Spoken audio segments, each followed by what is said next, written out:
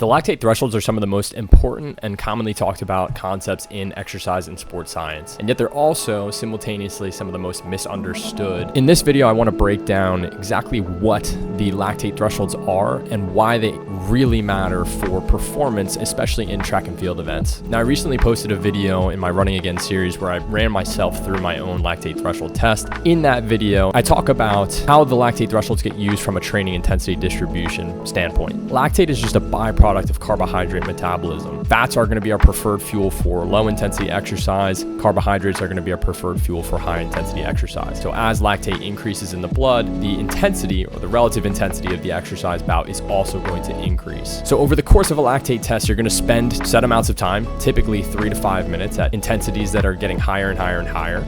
And we're just monitoring what's happening in your blood to see at what point do you start to shift to more carbohydrate usage and less reliance on fat. Now at rest, we're all going to have blood lactate concentration anywhere between 0.7 and even like 2.0. Generally speaking, it's going to be around 1.0. And there's going to be a range of intensities that are going to be low enough that your lactate concentration doesn't actually change from what it would be at rest until you reach the first lactate threshold. That's going to be the point where we see the first increase above resting lactate concentrations in response to a given speed.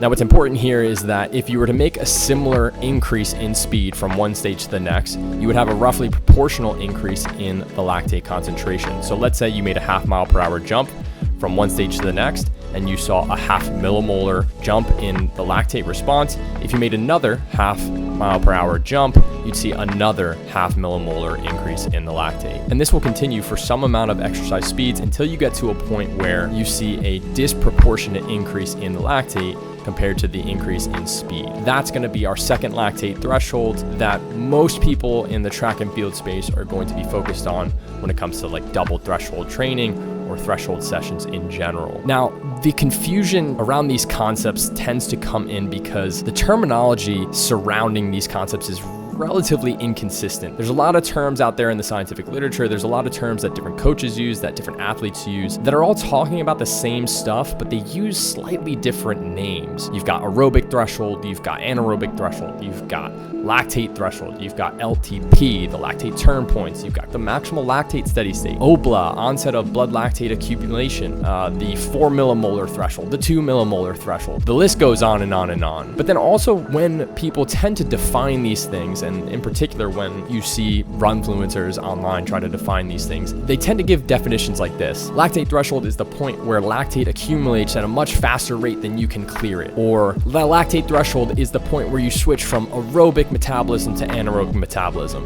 These can sort of be correct. Like I can understand what they're trying to say, but they miss the mark completely on what really matters about the lactate thresholds. The importance isn't actually about lactate at all. Really, the changes that we see in that lactate test or the lactate curve correspond to changes in our body's response to exercise. You can use a lactate curve to lay the foundation for most models of training intensity zones. Now, I'll do a comprehensive video on all of the training intensity zones because it can get a little bit messy. But for now, what we're going to do is stick to 3 main zones. We've got the moderate intensity domain, the heavy intensity domain, and the severe intensity domain. The moderate intensity domain is everything below the first lactate threshold. The heavy intensity domain is between the first and second lactate thresholds. And then the severe intensity domain is everything above the second lactate threshold. These are important not because of just the changes that we see in the lactate response. It's reflective of a change in our entire system's response to exercise in each of these zones. Now, in order to understand this fully, we have to talk about one of the most foundational concepts in exercise and sports science, and that's steady state. Steady state is a state of balance between the energy that's demanded of your systems and the energy that's actually able to be supplied by your systems. So how this usually manifests is a plateau in some physiologic marker in response to a constant exercise intensity. If I were to, for example, set a treadmill to 5 miles per hour and have you jog on that treadmill, if the intensity were low enough that you could achieve a steady state, what I would see is that your heart rate would increase and then it would plateau. Your oxygen consumption would do the exact same thing. It would increase and then plateau. Within the moderate intensity domain, we tend to reach steady states very quickly, so within 3 to 5 minutes. In the heavy intensity domain, training, there's a bit of a delay. It generally takes maybe 10 to 20 minutes to reach a steady state. In the severe intensity domain,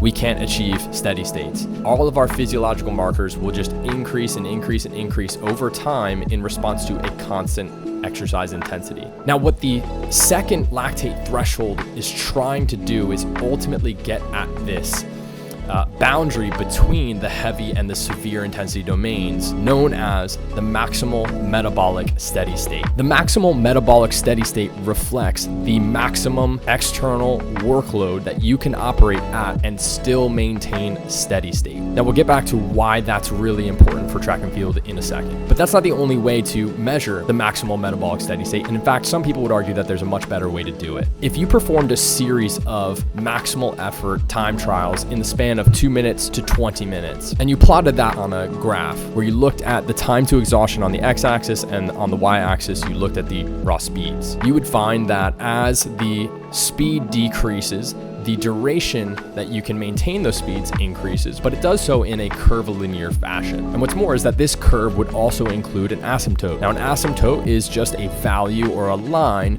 that our curve is going to approach indefinitely. It approaches it, but never actually intersects it, never actually crosses it. So what this kind of reflects to us from an exercise standpoint is it represents an intensity that we could theoretically maintain forever. Now, that's definitely not the case. There is no such intensity that you could just maintain forever. But for us, what it does represent is an intensity that we can maintain for a very long time without fatigue. This asymptote is mostly referred to as the critical speed or the critical power if you're on a bike. Now, it's been argued very recently by Dr. Andy Jones out of the University of Exeter in the UK that this is the true gold standard of measuring the maximal metabolic steady state. Now, what's really important to understand about the maximal metabolic steady state or the critical speed is that it influences everything above it. If you were to take an individual and improve their critical speed or their maximal metabolic steady state, then you extend the duration that you're able to maintain every single speed above it, and ultimately your endurance improves. So let's go back to lactate really quick.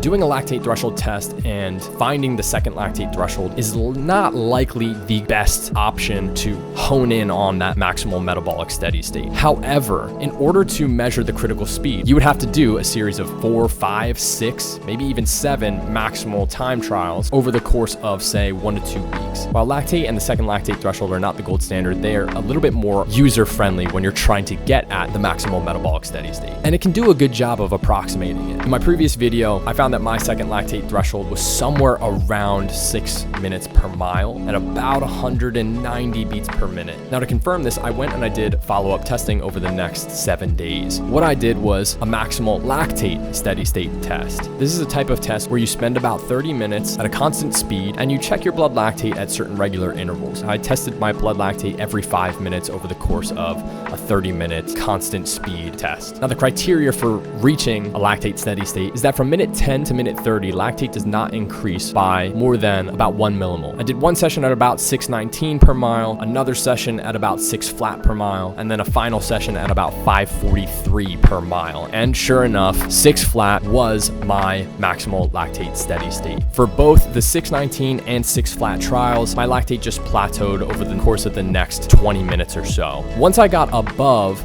6 flat and went to the 543 stage, you can see that my lactate just continued to climb, and I ultimately just stopped after 20 minutes because the point was very well proven. So ultimately, the second lactate threshold can be used as an approximation of the maximal metabolic steady state. I don't necessarily need to crush myself with race pace type efforts to improve my performances at anything that's higher than my maximal metabolic steady state, because just improving the maximal metabolic steady state will improve my performance at all of the intensities above it. Race pace is still, of course, going to be important in your training, whether that's from an efficiency standpoint or from just purely a comfort standpoint. But those types of efforts generally come with more significant fatigue, and therefore you may not be able to train as consistently or as frequently as you might like to. It's really important to understand that these concepts are just contributors to your performance. They're not the only thing that matters. If you like this video, you got something out of it, please consider giving it a like, a thumbs up, and subscribe. It'd be greatly appreciated.